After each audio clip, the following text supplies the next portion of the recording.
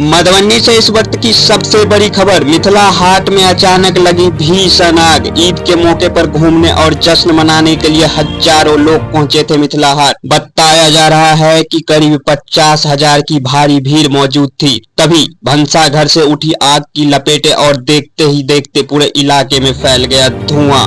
लोगों में मची अफरा तफरी। परिवार अपने बच्चों को लेकर भागते नजर आए। हर तरफ डर और भगदड़ जैसा माहौल बन गया। लेकिन राहत की बात ये रही कि मौके पर मौजूद कर्मचारियों और फायर टीम ने तुरंत मोर्चा संभाल लिया। पास के तालाब से पानी और अग्निशमन उपकरणों की मदद से आग पर काबू पा लिया गया। अगर थोड़ी भी देर होती तो ये हादसा ले सकता था एक भयानक रूप। बताया जा रहा है इस घटना में करीब 9 लाख रुपए की नुकसान है। भंसा घर का बड़ा हिस्सा जलकर खाक हो गया। फिलहाल प्रशासन जांच में जुट गया है और सुरक्षा इंतजामों पर उठ रहे हैं गंभीर सवाल। ईद की खुशियां कुछ ही देर के लिए बदल गई दहशत में।